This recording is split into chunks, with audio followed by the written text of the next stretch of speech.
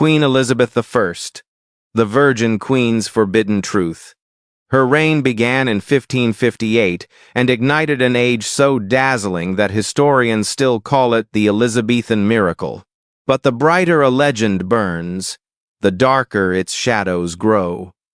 Behind the pageantry and painted masks lived a woman whose heart was never simply a symbol and whose vows of purity were also a fortress. Whispers followed her through every corridor.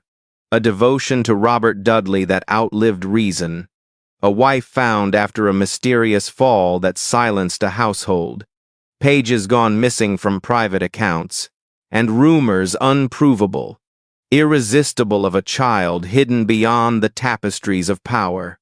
It is tragic, shocking, almost unbelievable, how the crown that steadied an empire may have also shackled a soul.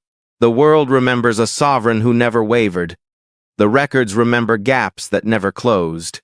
And somewhere between devotion and ambition, between duty and desire, the Virgin Queen learned to command sleepless nights as if they were armies. This is not the story England taught in schools. This is the story of what power keeps, what love costs, and what history chooses to forget. In the winter of 1558, as bells echoed across London and incense filled Westminster Abbey, a young woman stepped forward to claim the most perilous throne in Europe. Elizabeth Tudor, daughter of the executed Anne Boleyn and the tempestuous Henry VIII, was never meant to rule. She had been branded a bastard, imprisoned by her own sister, and forced to learn that survival required silence. Yet when she was crowned at 25, the kingdom she inherited was fractured by war, debt, and faith. England needed not a monarch of blood, but of will. Her reign would become an age of brilliance.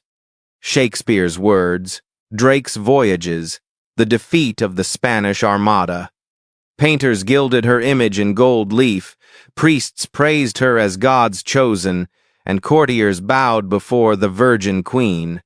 But that title repeated in sermons and sonnets was more than reverence. It was a cage.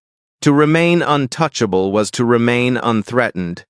Marriage meant surrendering the throne to a husband's power, and love, for a queen, was treason wrapped in silk. So Elizabeth wore armor made of restraint. She smiled at her council, hid her heart behind diplomacy, and turned the art of solitude into a weapon of rule. Yet, among the glittering courtiers, one man would defy that distance, Robert Dudley, her oldest friend, and perhaps her most dangerous secret. When Elizabeth ascended the throne, Robert Dudley was already there, not as a stranger of court, but as a childhood companion who knew the frightened girl before she became a queen. Handsome, ambitious, and endlessly charming, Dudley became her master of the horse, the one man allowed to touch her hand without scandal. They rode together at dawn, laughed in private chambers, and exchanged glances that no courtier dared interpret aloud. To England, it was admiration. To the council, it was danger. In 1560, tragedy struck.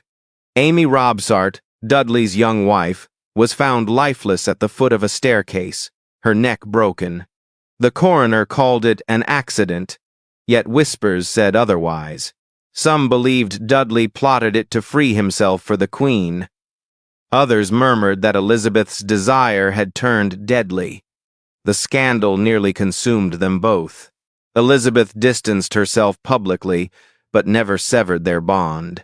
Letters reveal she grieved when he remarried, and when he died decades later, she locked herself in her chamber, clutching the last note he sent, signed simply, "Your humble and faithful servant." Amy's death became one of the first great mysteries of Elizabeth's reign. She had been ill, confined to bed, and feared her husband's ambition more than any sickness. On that September morning, she dismissed her servants to attend a fair and was never seen alive again. Her fall marked not just her end, but the beginning of Elizabeth's shadowed legend. History gave her no voice, only a question that echoes still. Who benefits most when love becomes scandal? Decades later, among the papers of diplomats and priests, strange reports appeared. A Spanish envoy wrote of a secret pregnancy concealed for the safety of the realm. A monk claimed a boy had been spirited away to France, bearing the Queen's likeness in his eyes. None of these tales were proven. The archives of the Privy Council are silent. Certain pages from Elizabeth's private journals are missing. But speculation, once born, never dies. It feeds on absence. And Elizabeth's life was full of absences, a marriage that never came, a family that never was, a truth that may never be known. Her strength was undeniable. She outwitted kings, defied assassins, and turned her court into the theater of a nation's rebirth. Yet power demanded a price. Those closest to her fell Dudley, Essex, even her beloved cousin Mary of Scots. Each loss carved away something human until only the monarch remained. At night she roamed her palaces, restless, unable to sleep, speaking to portraits as if they might answer. She wore layers of paint and pearls, but beneath them lay a woman who had traded tenderness for survival. By the time of her passing in 1603, Elizabeth had ruled for 44 years and amassed treasures beyond imagining. Her true wealth, however, was her legacy, an age of poetry, discovery, and pride that bore her name. Yet, even amid the triumphs, one question endures: did the Virgin Queen die untouched, or simply undefeated by love? In her final years, the once radiant queen became a ghost within her own palace. Her courtiers whispered that she stood for hours, unmoving, her crown absent, her eyes fixed on nothing.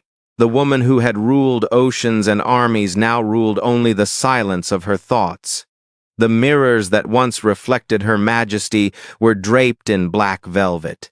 She refused to sleep, afraid that rest might invite the ghosts of those she had lost, Robert Dudley among them. The courtiers began to call her quietly the queen who never slept. Yet even as her strength waned, the fire of her mind did not. She had outlived all her rivals and written her legend in ink that no historian could erase. But behind the triumph lay a simple truth. Her crown had been both her armor and her prison.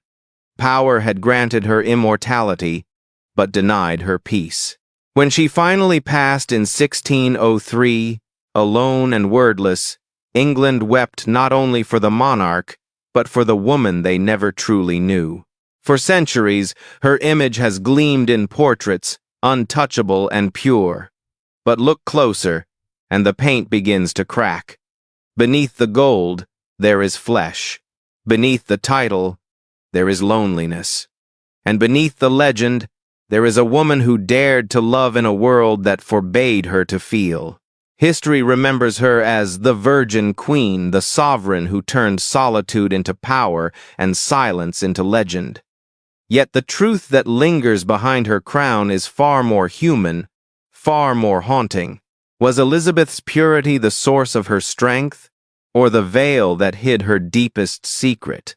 The records may never confess, but the shadows of her reign still whisper of love, loss, and the forbidden heart of a queen who ruled the world but could never rule her own fate. If you believe that the past still hides its secrets in candlelit corridors, stay with us. The story of fame and shadows is far from over. Another legend, another untold truth, awaits in the next chapter. Because behind every crown, every spotlight, and every legend, there is always a shadow waiting to be seen.